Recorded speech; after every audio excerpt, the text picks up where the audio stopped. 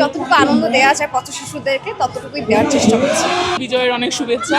যারা অবহেলা বা অবহেলিত হচ্ছেন তাদের সাথে যাতে আমরা আমাদের বিজয় দিবসটা একটু আনন্দে কাটাতে পারি। বিজয় দিবসে তো সবাই আমরা কম বেশি দেখি যে ফ্যামিলির সাথে বা নিজের প্রিয়জনদের সাথে আমরা সেলিব্রেট করি।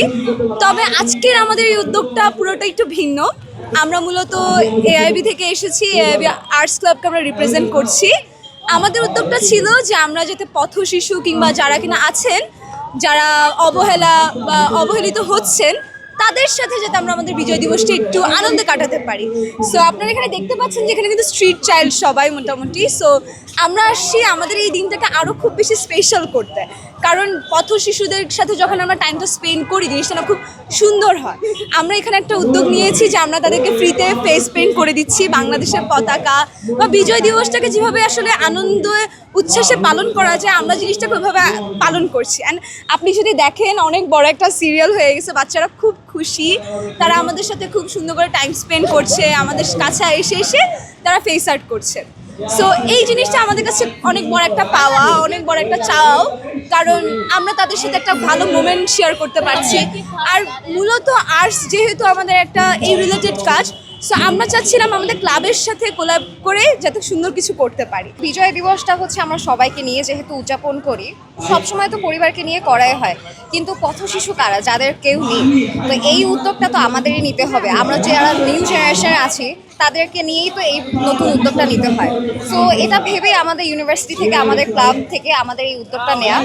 আর যতদূর আমাদের এই উদ্যোগটা বিষয়ে নেওয়া, সেখান থেকে আমরা পথ শিশুদের নিয়ে যতগুলো নতুনভাবে আমরা উদযাপন করতে পারছি প্রোগ্রাম, যেমন এই যে ফেস আর্ট, যে ড্রয়িংস বা আমাদের কালচারাল প্রোগ্রামগুলো ওদের, সেগুলো আমরা করার ট্রাই করছি। যতটুকু আনন্দ দেওয়া যায় পথ শিশুদেরকে ততটুকুই দেওয়ার চেষ্টা করছি।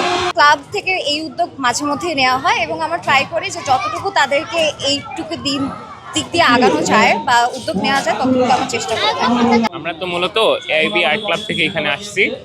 আমরা প্রত্যেক বছরে কিছু একটা করার ট্রাই করি। তো বিজয় দিবসে সবাই পরিবারের সাথে, আপনি যেরকম বললেন পরিবারের সাথে সময় কাটায়, কি বাসায় ঘুমায় কাটায়। তো এটা তো লাইক 9 মাস যুদ্ধের পরে আমরা স্বাধীন হয়েছি। তো এখানে খুশি যেটা ওইটা ভাগাভাগি করে নেওয়া দরকার সবার সাথে। তাই আমাদের সবারই মনে হইল আমাদের ক্লাব থেকে যে কিছু একটা করা দরকার। আর এখানে যারা আছে ওরাই সবচেয়ে বেশি বঞ্চিত এইসব থেকে।